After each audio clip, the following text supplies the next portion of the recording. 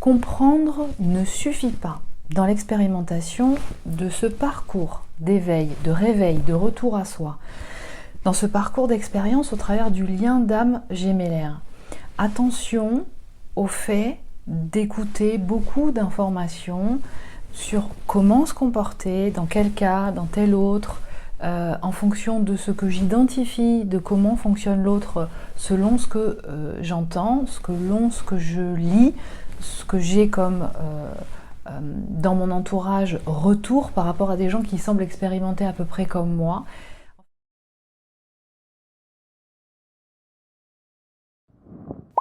En fait, ces supports qui vous sont proposés quand vous expérimentez ce lien d'âme gémellaire, jusqu'à présent, et je vous en ai beaucoup parlé dernièrement, eh bien peut-être qu'il y a des informations qui ne sont plus tout à fait ajustées aujourd'hui. Je voulais vous faire cette vidéo pour attirer votre attention sur le fait, parce que j'en parle beaucoup depuis un certain temps, qu'il y a des informations qui continuent d'être diffusées concernant l'expérience de ce lien d'âme gémellaire, que certains appellent flamme jumelle, mais qui, il y a un certain temps, certain nombre d'années, était peut-être parlant, mais aujourd'hui, on a plus d'expérience, on en sait mieux, on en sait plus par rapport réellement à des cas précis et une concordance de cas précis. En tout cas, le contenu que je vous propose au travers des capsules que je vous propose depuis ces vidéos depuis un certain nombre d'années, et je tiens à le préciser parce que c'est important, sont des retours de témoignages et d'expériences de personnes qui sont, entre autres, dans l'expérimentation de ce lien d'âme gémellaire et que j'accompagne au travers d'une technique très spécifique plusieurs fois, depuis plusieurs séances, de mois en mois, d'année en année. D'accord ? En général, ça ne dure pas plusieurs années, mais en tout cas, tout ce que je vous témoigne est le retour de personnes qui ont expérimenté, issus de ce qui s'est passé dans leur séance. Donc, ce qui sous-entend que ce que je vous témoigne, et je le fais parce que il y a, à mon sens, une information qui est intéressante de diffuser au plus grand nombre pour saisir comment fonctionne ce lien d'âme, ce qu'il appelle à réaliser en soi, au monde, dans ce duo, donc c'est vraiment dans tous ces aspects-là, est issu de personnes qui ont entrepris une opération et un accompagnement particulier pour les aider justement dans ce processus de réalisation de soi au travers d'un processus qu'on appelle d'individuation, c'est-à-dire ce retour vers soi, de regarder qui on est, comment on fonctionne, de voir ce qui est dissonant, de savoir et de saisir et de contacter ce qui est à l'origine de cette dissonance et d'en réaliser des opérations très précises qui peuvent être différentes d'une fois sur l'autre, mais qui ont pour résultat de réajuster l'âme au travers de sa manifestation, on va dire, adamique, terrestre, dans cette incarnation, pour pouvoir se retrouver à sa place. Et quand vous êtes dans ce lien d'âme gémellaire, dans l'expérience de ce lien d'âme gémellaire, eh bien, ce duo fait aussi partie de ce que vous avez à manifester. Mais ça ne se fait pas forcément tout de suite. Donc, je tenais vraiment à insister là-dessus, parce que si vous écoutez, vous n'êtes uniquement que dans l'écoute des informations que je peux vous diffuser, vous témoigner, ou que peut-être d'autres personnes aussi peuvent vous témoigner, vous comprendrez, il y a une partie de vous qui accédera à une certaine information, mais tant que ce n'est pas intégré et que ce n'est pas mis en pratique, et il peut y avoir un blocage dans la mise en pratique. Il y aura quelque chose qui continuera comme avant. Donc, ce que je vous témoigne, par rapport aux personnes, quelle que soit leur prédominante de départ, leur principe prédominant de départ et leur évolution, est la résultante de ce qu'ils entreprennent de réaliser en profondeur au travers de l'accompagnement. Donc, ça ne signifie pas que la compréhension de comment fonctionne ce lien et tout ce que, par exemple, pour ma part, je peux vous témoigner, ne sert à rien. Mais ça ne s'arrête pas là. Ça ne se limite pas à ça. Donc je vous invite vraiment à être attentif et attentive à ça. Ce n'est pas parce que, par exemple, je vous témoigne que une personne qui part d'une prédominante subconsciente a une difficulté d'ancrage, et j'ai fait des vidéos par rapport à ça, et notamment il y en a une précisément sur l'ancrage. Qu'est-ce que c'est que l'ancrage et le manque d'ancrage? C'est que parce que vous écoutez cette information, et vous la comprenez, parce que vous êtes intelligent, j'ai aucun doute par rapport à ça. J'ai toute totale confiance en votre intelligence. Mais que du coup, cet ancrage va se mettre en place. C'est-à-dire que vous pourrez peut-être aller plus dans la nature, plus faire des activités en lien avec un engagement corporel, que vous allez être mieux ancré. Alors certes, ça peut vous aider, encore une fois, parce que être en contact avec l'environnement, être réellement dans son corps, ça fait du bien à tout le monde. Mais ce qui est important, et vous saisirez que si une personne a une difficulté d'ancrage, c'est parce que des formes d'intelligence, donc plutôt identifiées neurogauchères, donc corporelles et intellectuelles, qui n'a rien à voir avec une activité mentale à proprement parler, je reviendrai là-dessus plus en détail, si ça n'est pas assez installé, si ces formes d'intelligence ne sont pas assez installées, qui accèdent à ces consciences-là, corporelles et intellectuelles, bien c'est qu'il y a quelque chose qui bloque. Et ce quelque chose qui bloque, c'est de ça dont il est important d'aller se préoccuper. Et ça, en général, ça ne se fait pas seul. Voilà, donc ça c'était vraiment le message que je voulais vous faire passer. Alors pourquoi je vous fais passer ce message? Parce que j'ai de plus en plus, c'est très prégnant là, c'est très manifesté depuis quelques mois particulièrement, des personnes qui se savent dans l'expérience de ce lien d'âme gémellaire, mais qui se croyaient, de par toutes les informations diffusées qu'elles ont pu écouter, et tout est juste, de prédominantes conscientes ou s'identifier chaser. Et ayant entendu un certain nombre d'informations associées à qu'est-ce qu'il faut faire quand on est chaser ou quand on est conscient du lien, eh bien, toute la panoplie et la méthodologie en réponse.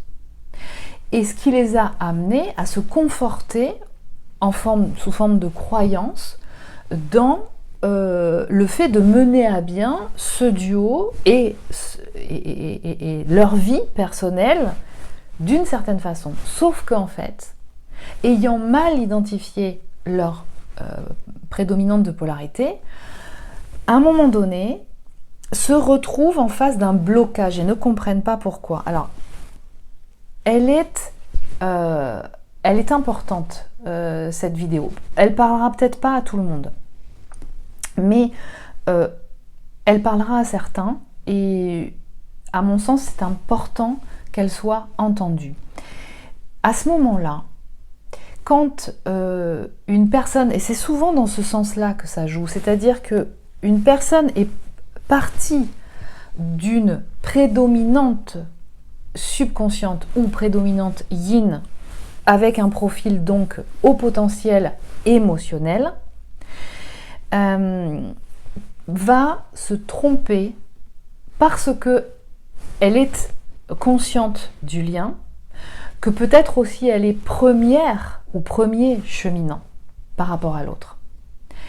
Et il se passe quelque chose de très intense en ce moment. Alors pourquoi et je vous en avais déjà parlé au printemps. Ce que je ressentais, c'est qu'il y avait vraiment, et ça jouait pour tout le monde de toute façon, des phases intenses amenées par des influences énergétiques propices à ça. Et si vous vous intéressez à l'astrologie, eh ben, vous saurez que on a eu quand même des influences énergétiques qui ont concouru, ou en tout cas participé à, tous autant qu'on est, nous faire rentrer encore plus en profondeur, en contact avec les manifestations de notre moi adamique, d'accord, le petit moi, on pourrait dire ça comme ça, pour nous amener à accéder, à tendre et à manifester et à nous relier et plus à l'écoute de ce moi supérieur. Ce qu'on pourrait appeler notre version divine, en fait, Elohim. C'est ce que l'âme tente à manifester dans cette incarnation. Donc ça a été intense. Les derniers mois que nous avons passés, on pourrait dire presque aussi, peut-être depuis le début de cette année-là, 2023, mais particulièrement intense depuis le printemps et cet été 2023, ont été très... Comment je pourrais dire ça? C'est-à-dire qu'il n'y avait pas le choix. Ce qu'on ne voulait pas voir, on a été amené à le regarder en face. Et regarder en face, c'est pas forcément confortable. Comme disait Camus, mal nommer les choses rajoute du malheur au monde. Et c'est pour ça que j'insiste depuis un certain temps sur cette sémantique utilisée depuis très longtemps pour qualifier et caractériser la systémie de ces dyades que l'on nomme aussi flammes jumelles, que moi je nomme couple universel, parce qu'il y a un certain nombre d'indicateurs caractérisés dans le descriptif de flammes jumelles qui, à mon sens, sont pas assez ajustées, ne sont pas assez précises, en dehors du fait que la sémantique flamme jumelle amène aussi beaucoup de gens à confondre pas mal de choses, ce qui ne veut pas dire que les informations qui ont pu être diffusées par un certain nombre de personnes sous l'appellation de flammes jumelles sont toutes fausses et sont délibérément malveillantes dans le sens de vouloir mal orienter les gens. Ce n'est pas de ça dont il s'agit. Le sentiment, la sensation que j'ai, c'est que comme toute expérience concernant un processus, un certain type d'expérimentation que tout le monde peut-être ne vit pas, il y a des informations complémentaires qui arrivent au fur et à mesure que ces personnes cheminent. Voilà. Et mon propos, c'est de vous témoigner constamment, au moment où ça m'arrive, l'ajustement de ces informations. Et quand il y en a des nouvelles, quand il y a des nouvelles informations qui viennent compléter, qui viennent renforcer plus précisément, en fait, ajuster des informations concernant l'expérimentation de ce que vivent, de ce que vous vivez si vous regardez cette vidéo, un certain groupe de personnes, un collectif d'âmes, on pourrait dire ça comme ça, eh bien c'est ce que je fais. Et ces informations ne corroborent pas ou ne corroborent plus avec certaines informations qui continuent d'être diffusées sous cette appellation-là de flammes jumelles à un certain niveau, qui continuent néanmoins d'être diffusées, d'accord, et qui peuvent vous induire en erreur à certains niveaux. Donc, en synthèse, ce que je suis en train de vous dire, c'est qu'il y a forcément des nouvelles informations qui viennent, comme on dit, des mises à jour concernant des expériences, une expérience, des caractéristiques d'expérience qui viennent enrichir, qui viennent rapporter plus d'informations et qui peuvent réajuster justement là où vous pensiez, où vous croyiez être, ou ce que vous croyez de vous concernant vous-même ou concernant ce duo. Donc c'est de ça dont il s'agit. Et là c'est très intense en ce moment parce que j'ai pas mal de manifestations, que ce soit en consultation, que ce soit en dehors des consultations, de personnes qui découvrent justement, qui se découvrent. Et c'est très caractéristique des personnes qui partent d'un principe dominant subconscient, ou yin, c'est la même chose, donc avec un profil au potentiel émotionnel. Qu'ils soient dans l'expérimentation de cette dyade, de ce couple conscient, de ce couple alchimique ou de ce couple divin, ou pas, que ce soit des personnes qui aient un profil de haut potentiel, mais qui ne le savaient pas ou qui ne s'occupaient pas de ça, avec un principe dominant subconscient, yin, ou entre autres termes, au potentiel émotionnel, se découvrent et découvrent justement ces formes d'intelligence très puissantes dont elles sont détentrices, en même temps que d'autres qui ne sont pas encore assez installées en elles. Et donc là, dernièrement, il y a eu beaucoup de manifestations de prise de conscience de la part de ces personnes. Alors, ce qui peut aussi, et ça, c'est pas le propos dans cette vidéo, mais ceci dit, il y a aussi beaucoup de prise de conscience chez beaucoup de monde en général, et ça peut très bien aussi opérer ces effets-là, ces ressentis-là, chez une personne qui partirait d'un principe dominant conscient, ou yang, ou haut potentiel intellectuel, qu'il expérimente cette dyade ou non, ce couple universel ou non, ne serait-ce que en tant que second cheminant dans le fait qu'il découvre la dynamique de ce duo, d'accord? Et donc qui il est, où elle est, et comment elle fonctionne. Et ça, c'est en fait ce qui se passe, c'est que c'est un réel choc.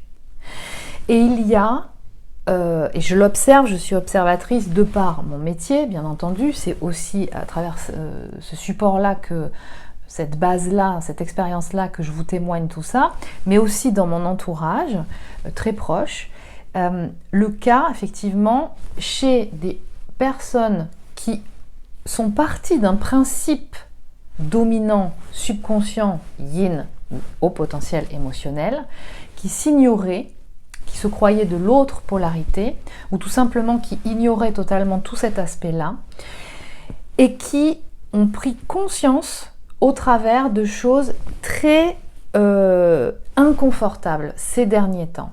D'accord? Et notamment, et je tiens à attirer votre attention là-dessus, notamment au travers de prise de conscience de tout ce qui s'est passé par le passé, au travers de leur mode opératoire, qu'ils sont passés à côté ou qu'elles sont passées à côté de beaucoup de choses, que ce soit dans cette dyade, mais aussi dans d'autres aspects de leur vie. Quand cette ouverture de conscience se fait, quand elles ne sont plus dans le déni d'elles-mêmes finalement, c'est une déflagration qui opère en elles. Et il y a différentes choses qui peuvent arriver. Et c'est très impactant. Et j'attire votre attention là-dessus parce que c'est vraiment une phase qui est très délicate. Très délicate à vivre. Je vous invite aussi à être très attentif. Très attentif si justement vous n'êtes pas de cette prédominante de polarité-là, que vous êtes proche de cette prédominante de polarité-là, et ça peut être vos enfants, un de vos enfants, ça peut être quelqu'un très proche de vous. Il y a vraiment un phénomène là qui est très puissant. Et à ce moment-là, je vais vous décrire un petit peu ce qui peut se passer. Alors la liste n'est pas exhaustive, hein. Vous pouvez d'ailleurs en commentaire rajouter aussi ce que vous avez pu observer. Mais voilà ce qui peut être ressenti. À ce moment-là, la personne est comme figée, c'est-à-dire c'est comme si elle venait de recevoir, elle venait d'être arrêtée net. Et elle a un fort sentiment de culpabilité. Il y a une revue en rétrospective de différents moments de sa vie où elle a agi réagi ou pas réagi, dit, exprimé ou pas exprimé avec certaines personnes à différents moments. Et se rendant compte pleinement dans quel état elle était à ce moment-là et à côté de quoi elle était passée. D'accord ? Ou qui a pu exprimer quelque chose qui n'avait rien à voir avec ce qu'elle ressentait à ce moment-là. Donc il y a il peut y avoir un fort sentiment de culpabilité avec une forte constatation d'auto-sabotage. Et de voir clairement comment l'auto-sabotage se met en place. Ensuite, ce qu'il peut y avoir aussi, c'est que du coup, il peut y avoir un événement ou quelque chose dans l'entourage, dans votre entourage, si vous êtes concerné, en tout cas de la personne concernée, un événement, ça peut être au travail, ça peut être dans son entourage proche par rapport à son enfant ou à une personne, un ami ou quelqu'un, peu importe, qui va venir déclencher un ressenti émotionnel qui va venir traverser. Alors que justement, ce qu'on observe, ce qu'on constate, ce qui est constaté par des personnes qui ont une prédominante subconsciente ou yin ou haut potentiel émotionnel, c'est justement ce contrôle au niveau des émotions, de ne pas se laisser traverser par les émotions. Et là, d'un seul coup, alors que le contrôle spirituel et émotionnel est très présent chez ces personnes, il y a une faille qui fait que il y a quelque chose qui s'ouvre, il n'y a plus de contrôle et là, ça vient traverser. Donc il peut y avoir quelque chose de cet ordre-là qui va générer et qui peut générer une forme de burn-out. C'est-à-dire d'un seul coup, on perd pied, il n'y a plus de repères, et il y a un sentiment de descendre très profond. Alors, il peut y avoir des pleurs qui remontent, des manifestations d'une grande tristesse, quelque chose qui vient traverser, alors que ça n'est pas forcément logique par rapport à ce que vit la personne directement, de façon proche. Comme une submersion de toutes les émotions qui étaient déjà là et qui auraient dû traverser au moment où différents événements ou situations ont pu se passer. C'est comme un barrage qui se rompt en fait. Parce qu'il ne peut plus y avoir de barrage en fait. Mais qui vient signifier à la personne que là, il ne peut plus y avoir de contrôle. Que le contrôle, il n'est plus possible de fonctionner de cette façon. Donc il peut y avoir ce ressenti-là, cette expérience-là, et associé à un mal-être profond. Et ce mal-être profond pouvant aller aussi jusqu'à la sensation, jusqu'à la description même à son entourage de vouloir en finir de sa vie. Donc avec des pulsions et des poussées suicidaires. Donc c'est très puissant. D'accord ? Donc il y a vraiment une attention très forte à porter à cette période-là, à cet événement-là. Et vous pouvez aussi, du coup, être poussé, ressentir, alors que votre tête vous dit, ou la méthodologie que vous avez intégrée qui vous a dit, il ne faut surtout pas que je revienne vers mon autre, il ne faut surtout pas que je communique avec, il ne faut surtout pas que je... etc. etc. Vous allez sentir, vous pouvez, ce n'est pas une obligation, mais vous pouvez sentir être poussé très puissamment, de par ce que vous vivez, à rentrer en communication avec votre autre si vous n'êtes pas en communication, si vous êtes en séparation, si vous êtes en distance, d'accord ? Parce qu'il y a cette période des derniers mois a pu, je ne dis pas que c'est pour tout le monde, attention, mais a fortement intensifié du coup ce retour à soi, quelles que soient les prédominantes de polarité, qui a souvent pu pousser à une distanciation ou une séparation, parce qu'il y avait des choses encore à ajuster. Donc voilà ce qui peut se passer. À ce moment-là, vous pouvez sentir être puissamment attiré à rentrer en contact avec votre autre. Alors, c'est là où je vous dis tout est juste. C'est-à-dire que moi, de l'expérience que je peux avoir, du ressenti que je peux avoir, je ne vous donne aucun conseil et méthodologie à appliquer en fonction de ce que vous expérimentez dans ce lien d'âme gémellaire. Pourquoi? Parce que si il y a une méthodologie qui vous est donnée, faites ci, ne faites pas ça, à telle étape, etc. À ce moment-là, ça vous enlève votre responsabilité et votre autonomie. Et ce n'est pas de cela dont il s'agit. C'est-à-dire que ce processus que vous expérimentez, que vous vivez au travers de ce lien d'âme gémellaire, contribue à chacun, quelle que soit la prédominante de polarité de laquelle vous êtes parti, à vraiment vous inviter et vous aider à recouvrir à toute votre autonomie. Et que, par expérience, je sais que ce qui se présente à vous au moment où ça se manifeste, eh bien c'est une expérience que vous avez à expérimenter parce que ça va venir vous donner des réponses. Et donc, il n'est pas question de se priver de rentrer dans l'expérience. D'accord? Donc, je ne vous donne pas de méthodologie à proprement parler et de conseils dans les grandes lignes. D'accord? Peut-être qu'en séance, suivant là où vous en êtes dans le détail, parce que je vous ai en échange individuel, et que là c'est encore une autre chose, il peut m'arriver de vous donner des informations, mais c'est à vous de décider, c'est à vous de gérer et de ressentir, parce qu'il est important que vous entriez dans l'expérience. Donc, ce que je voulais vous dire, c'est que la phase que nous venons de passer, et on en a encore les réminiscences actuellement, a été très intense, très bousculante. Beaucoup de gens ont pu ressentir un éveil très puissant. Alors c'est aussi pour ça, et j'en profite pour vous le rappeler, que j'ai commencé donc à travailler et à produire des formations digitales pour pouvoir vous apporter un certain nombre d'informations selon certaines thématiques que je vais continuer de diffuser. Donc, je vous invite à regarder sous la barre d'infos, vous trouverez sur le site internet où il y a déjà beaucoup d'informations. Je vous invite à y aller sur le site internet parce que déjà il y a plein d'informations concernant l'hypnose, que c'est que l'hypnose, quel type d'hypnose il existe, quelles sont les autres techniques que j'utilise.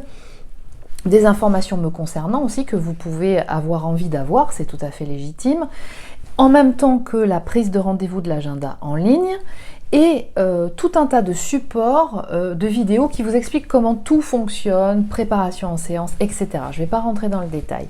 Et je viens d'ouvrir une partie sur ce site internet de formation digitale qui va diffuser un contenu de vidéos, de supports avec des documents pour approfondir certains sujets très précis. Alors la première formation, elle est déjà disponible et vous en trouverez l'accès dans la barre d'infos sous cette vidéo qui vous aide justement à mieux identifier la systémie des deux profils du couple universel.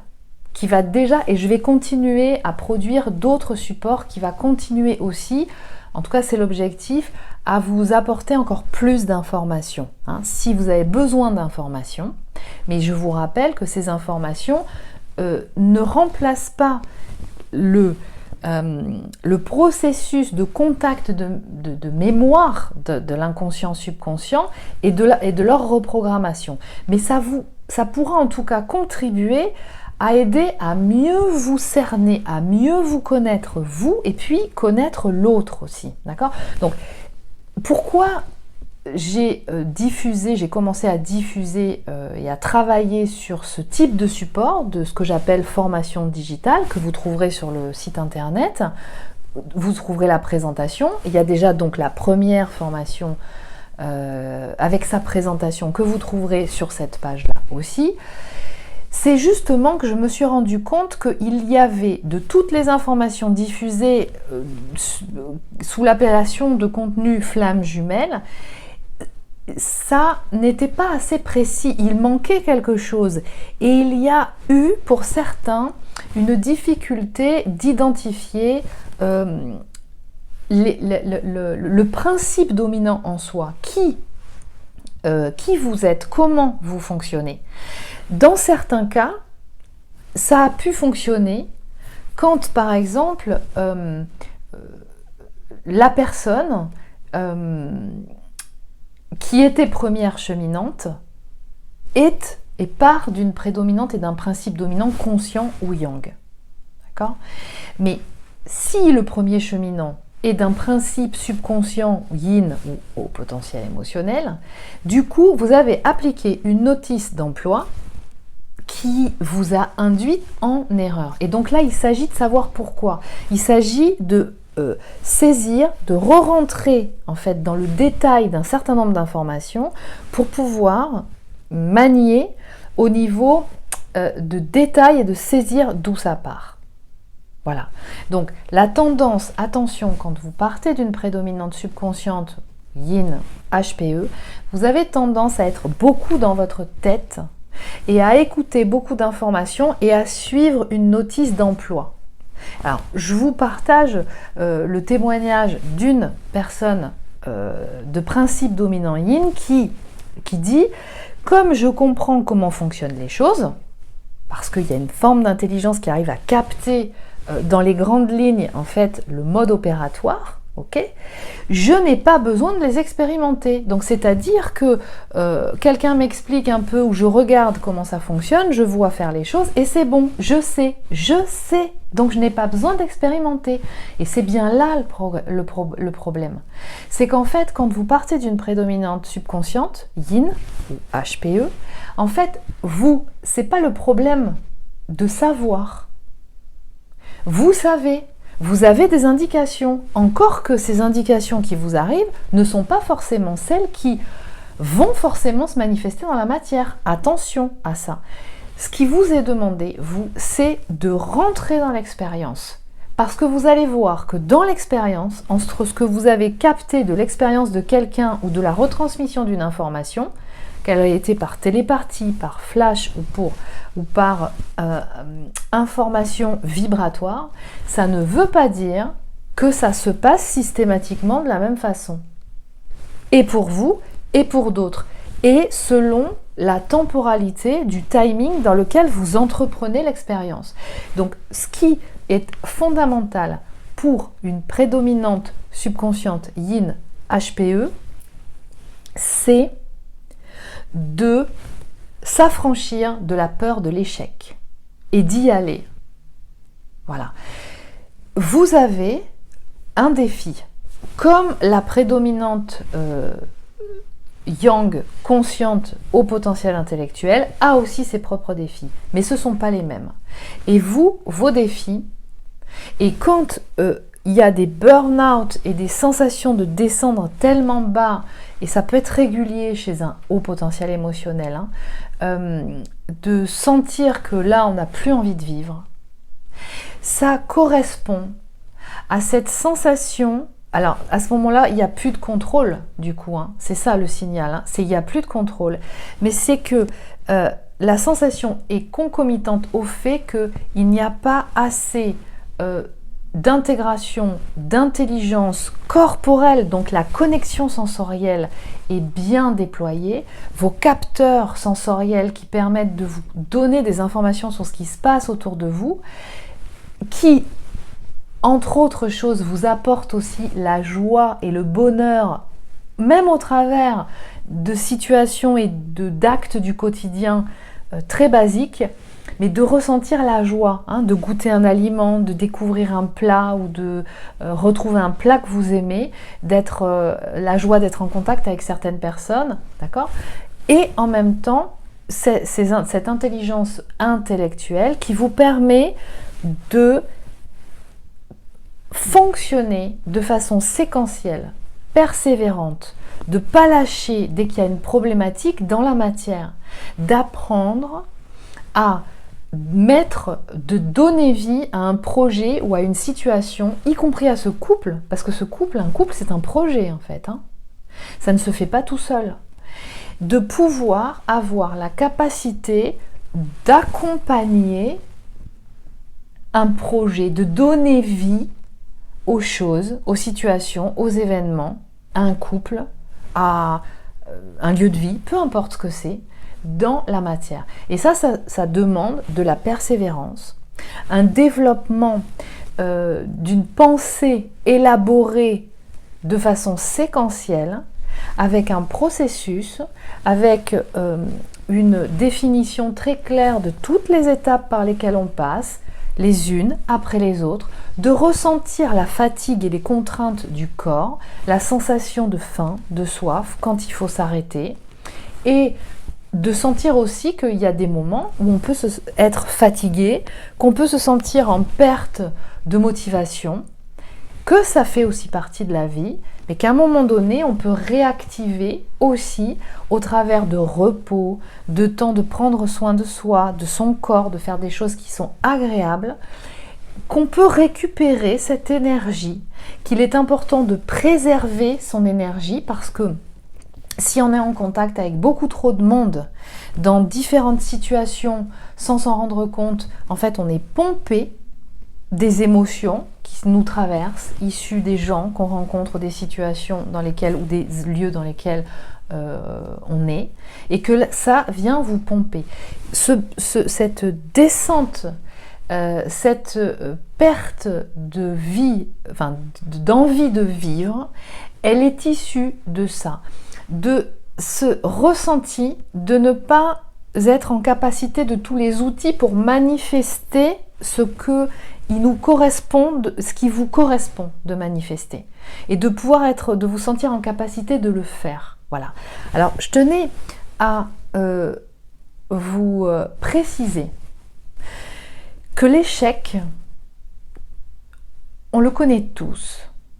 Il n'y a pas une seule personne qui n'ait pas échoué à atteindre tout de suite un objectif qu'elle s'était fixé à un moment donné dans un ou plusieurs aspects de sa vie.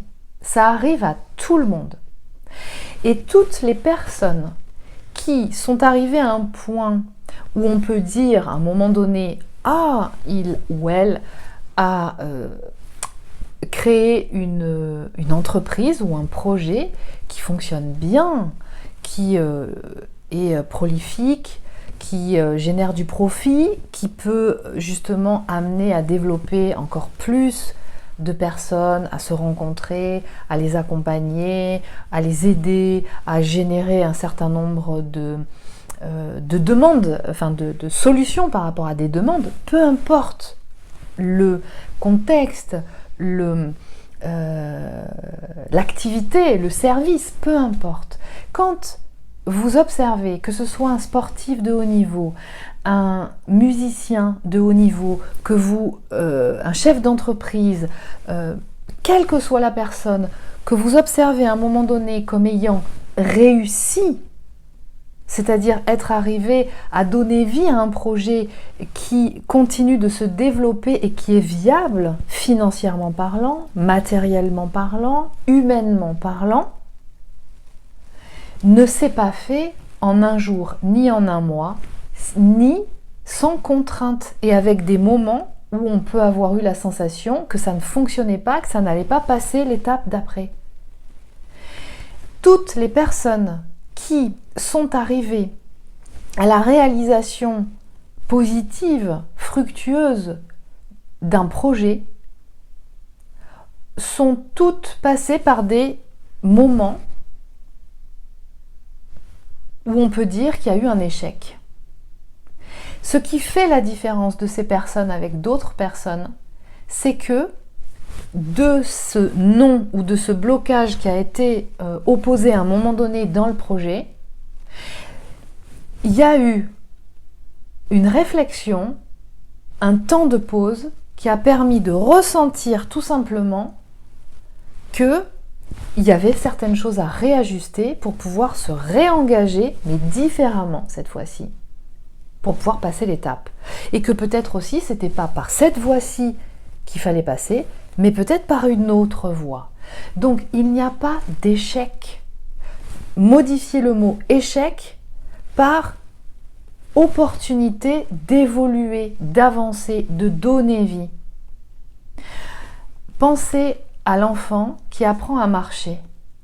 À partir du moment où il sent cette impulsion de se mettre debout pour s'autonomiser et mouvoir son corps en autonomie, il tombe un nombre incalculable de fois. Quelquefois, il pleure, il est très mécontent, il y a beaucoup de colère en lui, il peut se faire mal à certains moments quand il tombe.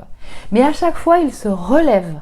Et c'est parce qu'il se relève et qu'à chaque fois il est tombé et qu'il se relève, qu'il éprouve son corps et que tous les muscles de son corps qui n'étaient pas développés pour favoriser la marche auparavant se développent. C'est comme ça qu'on avance, qu'on se développe.